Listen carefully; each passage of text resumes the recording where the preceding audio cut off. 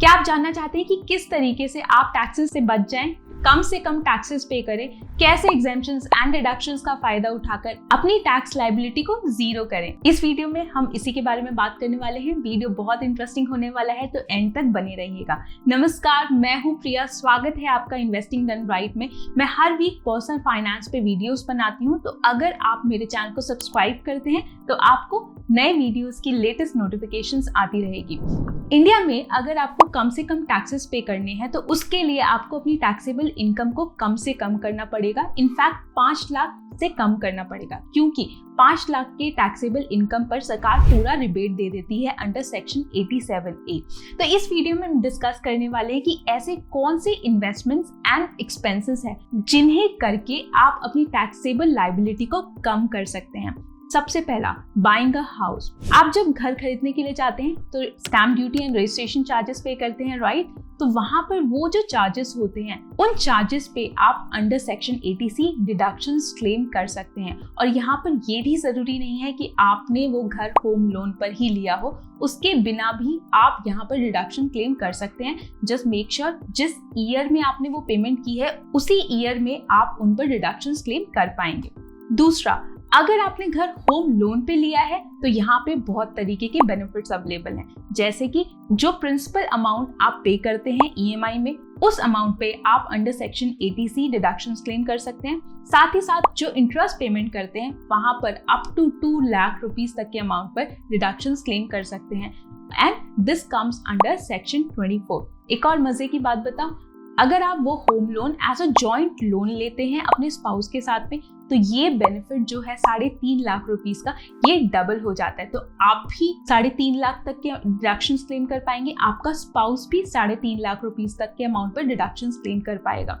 अगर आप दोनों ही 30% की टैक्स ब्रैकेट में आते हैं तो तकरीबन आप 7 लाख रुपीस तक के अमाउंट पर डिडक्शंस क्लेम कर पाएंगे और आपकी टैक्स लायबिलिटी 2,10,000 रुपीज से रिड्यूस हो सकती है ना फायदे का सौदा? दूसरा है, आपको हेल्थ इंश्योरेंस पॉलिसी खरीदना चाहिए। उससे आपकी फैमिली को प्रोटेक्शन कवर भी मिल जाएगा और साथ ही साथ आपको टैक्स बेनिफिट भी मिल जाएगा अंडर सेक्शन 80D। अगर आप अपनी फैमिली के लिए हेल्थ इंश्योरेंस खरीदते हैं जिनकी एज 60 ईयर से कम है, तो वहां पर आपको 25,000 रुपीज तक के डिडक्शन मिल जाते हैं। अगर आप अपने पेरेंट्स के लिए खरीदते हैं तो उनके लिए भी आप 25,000 रुपीज के डिडक्शन क्लेम कर सकते हैं फॉर एज बिलो 60 ईयर्स। अगर एज 60 ईयर से अबव होती है तो ये बेनिफिट डबल हो जाता है। इस चार्ट में आपको वो पूरी कैलकुलेशन दिख जाएगी और आप यहाँ पर मैक्सिमम 1 लाख तक के अमाउंट पर डिडक्शन क्लेम कर सकते हैं। साथ ही साथ अगर आप प्रिवेंटिव हेल्थ चेकअप्स करवाते हैं तो वहां पर भी 5,000 रुपीज पर इंडिविजुअल आप डिडक्शन क्लेम कर सकते हैं। यहाँ पर भी आप अपनी टैक्स लायबिलिटी को कम कर सकते हैं। अब हम बात कर लेते हैं मोस्ट कॉमन डिडक्शन जो है 80C का डिडक्शन। यहाँ पे बहुत तरीके की इन्वेस्टमेंट स्कीम्स हैं, बहुत तरीके की गवर्नमेंट इन्वेस्टमेंट स्कीम्स हैं, जहाँ पर अगर आप इन्वेस्ट करते हैं तो आपको अच्छे खासे रिटर्न्स भी मिल जाएंगे। साथ ही साथ आपको 80C में 1.5 लाख तक के अमाउंट पर डिडक्शंस भी मिल जाएगा। वो कौन कौन सी स्कीम्स हैं, जैसे कि सुकन्या समृद्धि योजना है, पब्लिक प्रोविडेंट फंड है, नेशनल सेविंग सर्टिफिकेट है, नेशनल पेंशन स्कीम है, सीनियर सिटीजन सेविंग स्कीम्स है। इनफैक्ट बहुत तरीके की और भी स्कीम्स है, जैसे कि यूलिप्स हैं, वहां पर भी आप 80C का बेनिफिट उठा सकते हैं। अगर आपका एम्प्लॉयर PF काटता है तो वहां पर भी आपको 80C में डिडक्शंस मिल जाते हैं। एक और तरीका है अपनी टैक्सेबल लायबिलिटी को कम करने का, वो है buying a term insurance policy. देखिए, ये पॉलिसी खरीदना बहुत जरूरी है, क्योंकि अगर आप नहीं रहते तो ये आपकी फैमिली के एक्सपेंसेस को कवर करेगा। और यहाँ पर आप कितने की डिडक्शंस क्लेम कर सकते हैं? अगर आपने वो पॉलिसी 1 अप्रैल 2012 से पहले खरीदी है तो जितना भी प्रीमियम पे करते हैं उसके 10% के अमाउंट पर आप वो डिडक्शंस क्लेम कर सकते हैं। मान लीजिए आप प्रीमियम पे करते हैं 20,000 रुपीज का, तो वहां पर 2,000 रुपीज तक के अमाउंट पर आप डिडक्शन क्लेम कर पाएंगे। और अगर आपने 1 अप्रैल 2012 के बाद में ये पॉलिसी खरीदी है तो उस केस में 20% ऑफ दैट प्रीमियम अमाउंट पे आप डिडक्शन क्लेम कर पाएंगे। तो सेम एग्जाम्पल की केस में 4,000 तक के अमाउंट पर आप डिडक्शन क्लेम कर सकते हैं। अगर आप रेंटेड एकोमोडेशन में रहते हैं तो उस केस में आप HRA में एग्जेम्पशन क्लेम कर सकते हैं। वो आता है अंडर सेक्शन 10। इसके 3 बेसिक कंडीशन होती है जिसको आपको फुलफिल करना होता है। उनके बारे में मैंने अपने एक वीडियो में डिटेल में बात की है और वहां पे ये भी बात की है कि अगर आपकी अपनी हाउस प्रॉपर्टी है लेकिन उसको आपने रेंट पे लगा रखा है और आप खुद दूसरी जगह पे रेंट पे रहते हैं, चाहे आप सेम सिटी में रहते हैं या डिफरेंट सिटीज में रहते हैं, उस केस में आप कैसे दोनों ही प्रॉपर्टीज पे डिडक्शंस एंड एग्जेम्पशंस क्लेम कर सकते हैं। Do check out this video. अगर आप अपने लिए रिटायरमेंट प्लानिंग करना चाहते हैं तो उस केस में भी गवर्नमेंट की एक एक्सीलेंट स्कीम है जहां पर आप एडिशनल 50,000 रुपीज पे डिडक्शंस क्लेम कर सकते हैं।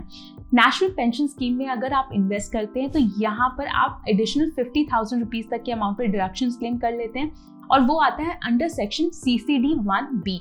अगर आपका एम्प्लॉयर भी कंट्रीब्यूट करता है आपके बिहाफ पे तो वहां पर भी 10% ऑफ बेसिक एंड DA के अमाउंट पर आप डिडक्शंस क्लेम कर सकते हैं। अगर आपने अपने बच्चों के हायर एजुकेशन के लिए एजुकेशन लोन लिया है तो वो जो अमाउंट आप पे करते हैं उसके इंटरेस्ट के अमाउंट पर आप डिडक्शंस क्लेम कर सकते हैं और ये कंटिन्यूसली 8 इयर्स के लिए कर सकते हैं। और यहाँ पे मजे की बात तो ये है कि यहाँ पे कोई लिमिट नहीं है कि कितने अमाउंट पर आप डिडक्शन क्लेम कर सकते हैं। आप जितना भी इंटरेस्ट पे कर रहे हैं उस एजुकेशन लोन पर वो सारा आपकी टैक्सेबल इनकम से रिड्यूस हो जाएगा। अगर आपके सेविंग अकाउंट में इंटरेस्ट क्रेडिट होता है तो उस अमाउंट पर अंडर सेक्शन 80 TTA आप डिडक्शंस क्लेम कर सकते हैं। यहाँ पे लिमिट होती है 10,000 रुपए तक की। एक और तरीका है डिडक्शंस क्लेम करने का, अगर आप चैरिटी करते हैं तो there is a list of charitable organization, अगर उनको आप चैरिटी कर रहे हैं तो वहां पर अंडर सेक्शन 80G आप डिडक्शंस क्लेम कर सकते हैं और अपनी टैक्सेबल लायबिलिटी को कम कर सकते हैं। एक और तरीका है टैक्सेस बचाने का, अगर आपके ऊपर कोई डिपेंडेंट है जो कि डिसेबिलिटी से सफर कर रहे हैं और उनके इलाज पे आप खर्चा कर रहे हैं तो उस केस पे भी सर्टेन अमाउंट पर डिडक्शंस आप क्लेम कर सकते हैं अंडर सेक्शन 80 DDB। क्या लिमिट होती है? अगर डिसेबिलिटी 40% तक की है तो वहां पे 75,000 तक के अमाउंट पर आप डिडक्शंस क्लेम कर पाएंगे। अगर डिसेबिलिटी 80% या अबव है तो उस केस में 1,25,000 रुपीज तक के अमाउंट पर आप डिडक्शंस क्लेम कर सकते हैं।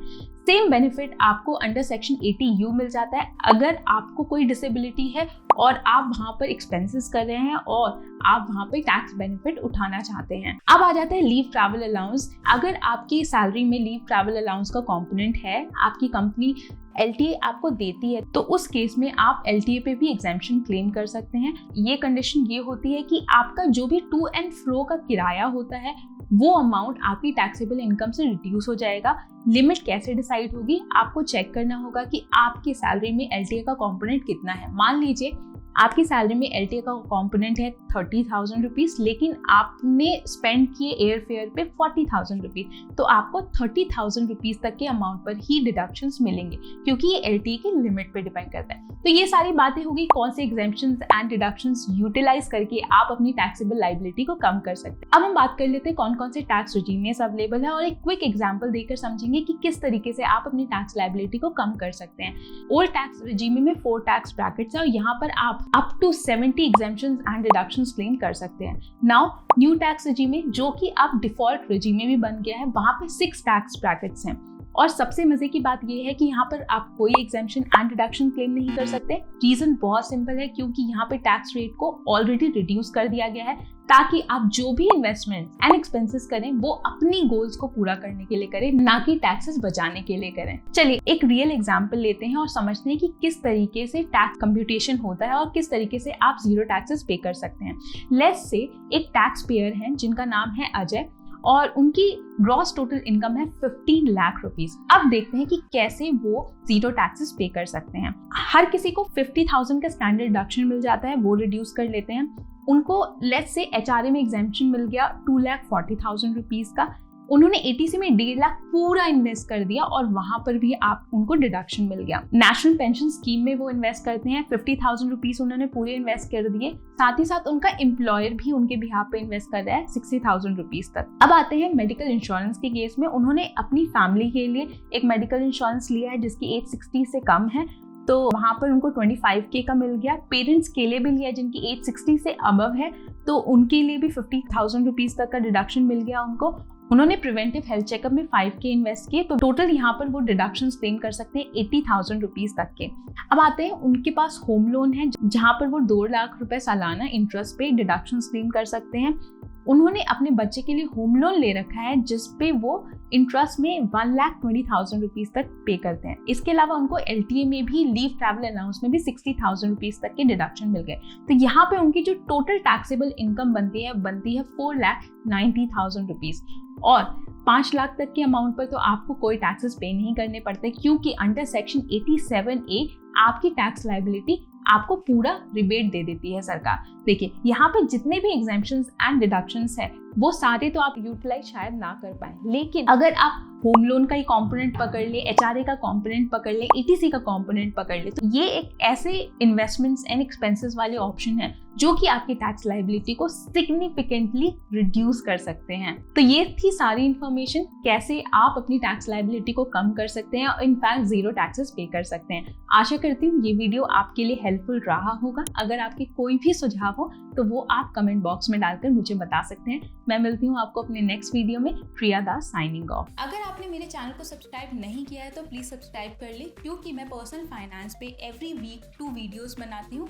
अगर आप सब्सक्राइब करेंगे तो आपको मेरे नए वीडियोस की लेटेस्ट नोटिफिकेशन आती रहेगी।